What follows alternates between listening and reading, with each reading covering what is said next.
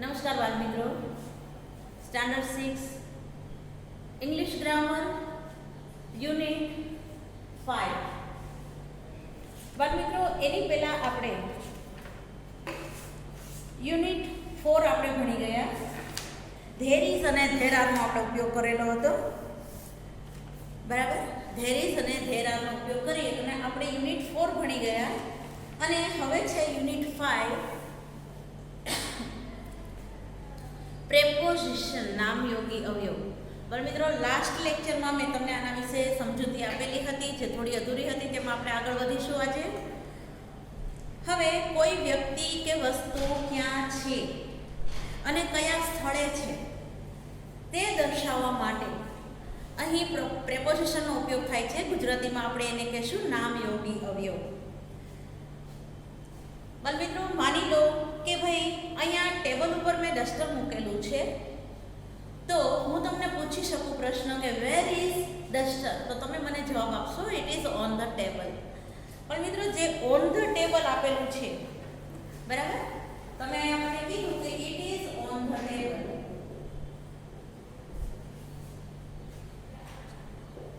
તો આ જે ઓન આપેલો છે આને આપણે કહીશું પ્રેપોઝિશન, બરાબર. જ્યારે આપણને પ્રેપોઝિશનનો ઉપયોગ ક્યારે થાય છે, તો કે વેરથી જ્યારે પ્રશ્ન પૂછવામાં આવે ત્યારે is, in, on, under, near, behind, above વગેરે બધા શબ્દોનો ઉપયોગ કરી અને આપણે આ પ્રેપોઝિશનનો ઉપયોગ કરીએ છીએ, બરાબર. પણ મિત્રો, અહીંયા તમને ચિત્રમાં આપેલું છે પેજ નંબર 28 ઉપર જુઓ, ઉદાહરણ આપેલું છે છેલ્લે નીચે કે ટેબલ પર પેન પડેલી છે અને કીધું છે કે there is a pencil on the table. Table ઉપર પેન્સિલ છે અને કીધું છે there is a pencil on the table. પછી ચેર પર કોઈ રમેશભાઈ બેઠા છે, તો Rameshbhai is sitting on the chair, બરાબર. એવી જ રીતે બાળ મિત્રો, આપણે જો ફરીથી લઈએ છીએ, થોડુંક તમને રિવાઇઝ થઈ જાય એટલા માટે પેજ નંબર 29 પર જોશો ગ્રામર બુકમાં. ચાલો સમજીએ. એમાં આપેલું છે ઇન. ઇન એટલે અંદર. કોઈ પણ વસ્તુ છે જે અંદર, શેનિક અંદર પડેલી છે. માની લો કે બોક્સની અંદર બોલ પડેલો છે, તો તમને દેખાય છે, તો તમે શું કહેશો? There is a box, there is a ball in the box, બરાબર. અથવા તો the ball is in the box, તમે એ રીતે પણ એને કહી શકો, બરાબર. તો અહીંયા ઇન છે એ પ્રેપોઝિશન છે, બરાબર. પછી માની લો કે કબાટની અંદર, જો ઉદાહરણમાં આપેલું છે કે કબાટની અંદર બધી વસ્તુઓ પડેલી છે, બરાબર. તો ખાસ તો કપડાં જ હોય. કબાટમાં શું હોય? કપડાં હોય કે ચોપડા હોય. તો આપણે કહી શકીએ my clothes are in the cupboard, મારા કપડાં કબાટની અંદર છે, બરાબર. My hands are in my pocket, મારા હાથ મારા ખીચામાં છે, બરાબર. ત્યાર પછી છે અંડર. કોઈ વસ્તુ છે તે શેનિક નીચે હોય, ઉપરની સપાટીને અડ્યા વગર નીચે હોય. કોઈ પણ ઉપરની સપાટીને અડ્યા વગર, બરાબર. કોઈ જગ્યાએ હેઠે હોય તો આપણે એને કહેશું અંડર. અંડર. અહીંયા જોઈએ, તમને ઉદાહરણ આપેલું છે કે બિલાડી છે ટેબલની નીચે બેઠી છે, તો તમે શું કહેશો? The cat is under the table, બરાબર. ઝાડની નીચે બધા માણસો બેઠા છે, તો તમે શું કહેશો? કે it is raining, people are sitting under the tree, બરાબર. તો આ રીતે તમે અંડર વિશે પણ જાણી લીધું. પહેલાં આપણે સૌથી પહેલાં ઓન વિશે જાણ્યું, પછી ઇન વિશે અને હવે અંડર વિશે જાણ્યું. ત્યાર પછી આપણે જોઈએ નિયર. કોઈ વસ્તુ આપણી પાસે હોય પણ અડીને પાસે ન હોય, બરાબર. જેમ કે મારી પાસે આ બ્લેકબોર્ડ, વ્હાઇટ બોર્ડ છે, તો હું વ્હાઇટ બોર્ડને અડીને નથી મૂકી, બરાબર. અથવા તો મને અડીને વ્હાઇટ બોર્ડ નથી, તો એના માટે હું શું કહીશું? આપણે એને નિયર કહીશું, બરાબર. તમે કહી શકો teacher is near the white board, teacher is standing near the white board, કે ટીચર છે તે સફેદ બોર્ડની બાજુમાં ઊભા છે, બરાબર. આ રીતે તમે કહી શકો, એટલે કશાકની નજીક, બરાબર. પછી માની લો કે જો ઉદાહરણમાં બીજું ચિત્ર આપેલું છે, there is a shop near my house, મારા ઘરની બાજુમાં દુકાન છે, પણ ઘરને અડીને નથી, જો વચ્ચે બીજો રસ્તો જાય છે, બરાબર. એટલે આપણે શું કહીશું? મારા ઘરની પાસે દુકાન છે. હવે છે એટ. એટ એટલે ની તરફ એવો અર્થ થાય એનો. એટ એટલે ની તરફ એવો અર્થ થાય. કોઈ વસ્તુ કે વ્યક્તિ કોઈ સ્થળે કે કોઈ સ્થળ તરફ છે તે દર્શાવવું હોય ત્યારે આપણે એટનો ઉપયોગ કરીએ છીએ. કેટલીક વખત એટનો ઉપયોગ છે તે આપણે સમય જાણવા માટે પણ કરીએ છીએ. બરાબર. It is at 8:20. It is at 8:20 I reach my school. 8:20 હું મારી શાળાએ પહોંચી. બરાબર. તો શું થાય, અહીંયા આપણે સમય માટે શું વાપર્યું? એટ વાપર્યું. બરાબર. તો અહીંયા જોઈએ તે ઉદાહરણ આપેલું છે બાળમાં. Look at the bird. It is flying high. Look at the bird. પેલા પક્ષી તરફ જુઓ તે ઘણું ઊંચું ઉડી રહ્યું છે. બરાબર. Look at the clock. ઘડિયાળમાં જુઓ. બરાબર. એટલે પ્રેપોઝિશન એટનો ઉપયોગ સમય દર્શાવવા માટે પણ કરવામાં આવે છે, જેમ કે એટ 10 o'clock at night. બરાબર. I will come at 10 o'clock in the morning. આવા બધા ઉદાહરણ આપણને નીચે આપેલા છે પેજ નંબર 30 ઉપર. યાદ રાખવા મિત્રો એકવાર વાંચી લેજો તમે પણ. બરાબર. જેમ કે અહીંયા આપેલું છે કે કોઈ વ્યક્તિ પોતાના કાર્યસ્થળ પર છે તેવું દર્શાવવું હોય તો એના માટે પણ એટનો ઉપયોગ કરવામાં આવે છે કે I am at the school. હું શાળાએ છું. Your father is at the office. તારા પિતાજી ઓફિસે છે. આપણે આ રીતે પણ એટનો ઉપયોગ કરી શકીએ છીએ. બરાબર. ત્યાર પછી છે ઓવર. જ્યારે કોઈ વ્યક્તિ કે વસ્તુ અડક્યા વગર કોઈ વસ્તુની ઉપર છે, બરાબર, તો એ પોઝિશનને આપણે ઓવર કહીએ છીએ. શું કહીએ છીએ? ઓવર કહીએ છીએ. બરાબર. કોઈ પણ વસ્તુ કે વ્યક્તિને આવરી લઈને, કોઈ પણ વસ્તુ બીજી વસ્તુને આવરી લઈને તેના ઉપર હોય અથવા તેના પર ઘૂમતી હોય અથવા તેના પરથી પસાર થઈને પણ અડક્યા વગર જતી હોય તે સૂચવવા માટે પ્રેપોઝિશન ઓવરનો ઉપયોગ થાય છે. બરાબર.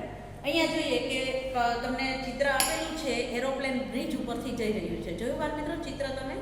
The aeroplane is flying over the bridge.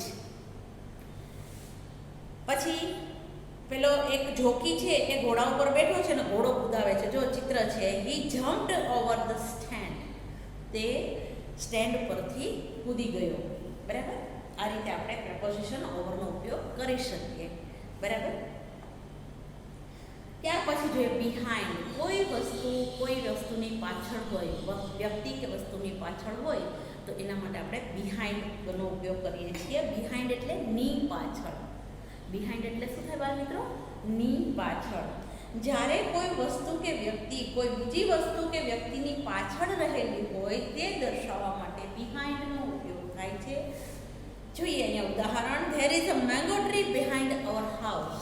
અમારા ઘરની પાછળ આંબાનું ઝાડ છે. બરાબર. પછી જોઈએ Rahul is standing behind the Manoj. Rahul is standing behind Manoj. Rahul મનોજની પાછળ સંતાયેલો છે અથવા તો પાછળ છે, એ પણ આપણે કહી શકીએ. ત્યાર પછી પ્રેપોઝિશન છે વિથ. વિથ એટલે ની સાથે. વિથ એટલે ની સાથે. બરાબર. અથવા તો કોઈ સાધન વડે. બરાબર. અથવા તો કોઈ સાધન વડે. જેમ કે હું કહી શકું કે I am writing on the board with pen. બરાબર. હું પેન વડે બોર્ડ પર લખી રહી છું. બરાબર. આ રીતે જ્યારે કોઈ વસ્તુ કે વ્યક્તિ બીજી વસ્તુ કે વ્યક્તિ સાથે કોઈ ક્રિયા કરે છે તેવું દર્શાવવું હોય ત્યારે એનો વિથનો ઉપયોગ કરવામાં આવે છે. કોઈ વસ્તુ કે સાધન વડે કોઈ કાર્ય કરવામાં કે સૂચવવામાં આવે ત્યારે પણ વિથનો ઉપયોગ કરવામાં આવે છે. બરાબર. હવે આ ઉદાહરણ જોઈએ. Reena went to school with her friend. Reena તેની ફ્રેન્ડની સાથે સ્કૂલે જઈ રહી છે. બરાબર. અથવા તો ગઈ. રીના પોતાની બેનપણી સાથે શાળાએ ગઈ. આપણે એ રીતે લખી શકીએ. બરાબર. પણ એના માટે રીના અને એની ફ્રેન્ડની વચ્ચે શું આપણે વાપર્યું? With preposition. બરાબર. My mother cuts the vegetable with a knife. મારા માતાજી શાકભાજીને ચપ્પા વડે સુધારે છે અથવા તો કાપે છે. બરાબર. હવે આપણે જોઈએ પ્રેપોઝિશન અબવ. બાળ મિત્રો નવો વર્ડ છે તમારા માટે, કારણ કે અત્યાર સુધી તો આપણે જે તમે 5મા ધોરણ સુધી ભણી ગયા એ તમે 4 વર્ડ્સ જ ભણતા હતા, બરાબર? ઇન, ઓન, અંડર, નિયર, વધીને બિહાઇન્ડ, વધીને બિટવીન, બરાબર? તમે આટલા શબ્દો શીખેલા છો. હવે આપણે જોયું કે એટ નવો શબ્દ આવ્યો, વિથ નવો શબ્દ આવ્યો અને હવે આવે છે તે એબોવ. ઓવર પણ આપણે ઘણીવાર ભણી ગયા છીએ, એની પહેલાં આવેલા છે આપણે પાઠમાં ને એમાં, બરાબર? પણ હવે આવે છે તે એબોવ, નવો વર્ડ છે તમારા માટે. જ્યારે કોઈ વસ્તુ બીજી વસ્તુ ઉપર અડક્યા વગર અને એક જ સપાટી પર છે તેવું આપણે દર્શાવવું હોય તો એબોવનો ઉપયોગ થાય છે. કોઈ વ્યક્તિ બીજી વ્યક્તિ કરતાં ચડિયાતી છે તેવું દર્શાવવા માટે પણ એબોવનો ઉપયોગ થાય છે, બરાબર? અહીંયા જોઈએ, there is a clock above the picture, બરાબર? There is a clock above the picture. હવે તમે કહી શકો કે ભાઈ અહીંયા જ આપણે ઉદાહરણ લઈએ, બરાબર? હવે અહીંયા બ્લેક બોર્ડ, આપણું વ્હાઇટ બોર્ડ છે. વ્હાઇટ બોર્ડની ઉપર શું છે તો કે ટ્યુબલાઇટ છે, બરાબર? તો આપણે એમ કહેશું there is a tubelight on the white board? No, this is wrong. આપણે શું કહેશું? There is a tubelight above the white board. જોયું બાળ મિત્રો? આ છે તે આપણું ચોખ્ખું ઉદાહરણ છે કે ભાઈ આપણે અહીંયા એબોવ કહી શકીએ. ઓકે, તમને અહીંયા જો ચિત્રમાં પણ આપેલું છે કે there is a clock above the picture, કે ચિત્રની ઉપર ઘડિયાળ છે, પિક્ચરની ઉપર ઘડિયાળ છે, બરાબર? Rahul is above Rajesh in maths. Rahul ગણિતમાં રાજેશ કરતાં ચડિયાતો છે, બરાબર? એટલે કે રાહુલ છે તે ગણિતમાં વધારે હોશિયાર છે, બરાબર? હવે બાળ મિત્રો અહીંયા સ્વાધ્યાય આપેલું છે જે હું તમને આજે હોમવર્કમાં આપવાની છું. આજે તમારે જે લાસ્ટ ચેપ્ટર 4નો પણ સ્વાધ્યાય કરવાનું બાકી છે, તો હવેના જે સ્વાધ્યાય છે તે બહુ નાના નાના છે. તો આજે હું તમને પીડીએફ મોકલી આપીશ, છે તમારે હોમવર્કમાં કરી નાખવાની છે. ત્યાર પછી આપણે જોઈએ આર્ટિકલ્સ. બાળ મિત્રો ખૂબ જ ઇઝી છે અને તમને સમજાવેલાય છે. 5મા ધોરણમાં પણ આપણે ભણી ગયા છીએ, 4થા ધોરણમાં પણ ભણી ગયા છીએ.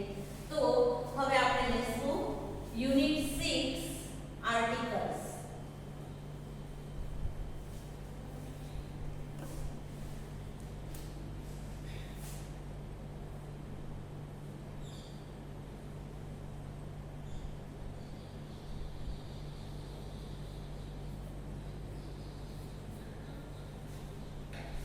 આર્ટિકલ્સ, બરાબર? હવે આર્ટિકલ કુલ 2 પ્રકારના છે, બરાબર? અનિશ્ચિત અને નિશ્ચિત એવા 2 પ્રકારના આર્ટિકલ છે, બરાબર? આર્ટિકલ એ અને એન છે તે અનિશ્ચિત આર્ટિકલ છે અને ધ છે તે નિશ્ચિત આર્ટિકલ છે, બરાબર? આર્ટિકલ એ અને આર્ટિકલના પ્રકાર કેટલા છે? પ્રકાર તો કે 2 છે. કયા કયા? તો કે પહેલું છે તે અનિશ્ચિત અને બીજું છે તે નિશ્ચિત. અનિશ્ચિતમાં કયા આવે? તો કે એ અને એન, બરાબર? એ અને એન. અને નિશ્ચિત આર્ટિકલ કયું? તો કે ધ. બાળ મિત્રો આ તમારે ખાસ સમજવાનું છે. આર્ટિકલને ગુજરાતીમાં ઉપપદ કહેવાય છે. શું કહેવાય છે? એને ઉપપદ કહેવાય છે. ઉપપદ ગુજરાતીમાં આપણે એને કહી શકીએ, બરાબર? હવે ઉદાહરણ અહીં આપેલું છે કે ધેર ઇઝ એ ટ્રી. હવે તમે જુઓ કે ધેર ઇઝ એ ટ્રી કીધું છે આપણને.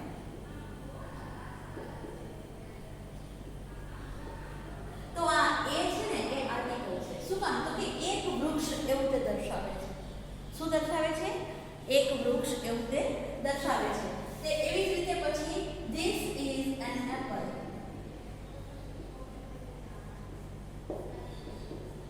This is an apple. તો અહીંયા n છે ને એ પણ શું છે? તો કે આર્ટિકલ છે, બરાબર?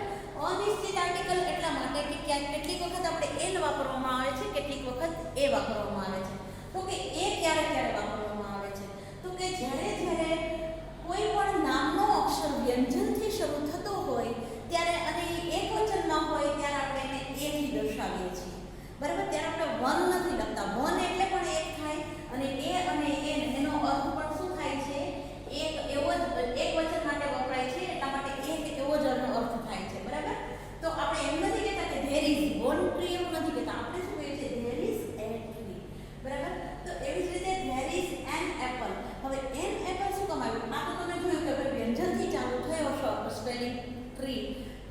વ્યંજન ટી થી ચાલુ થયો છે તો એના માટે આપણે આર્ટિકલ એ મૂક્યો. પણ જ્યારે એ ઈ આઈ ઓ યુ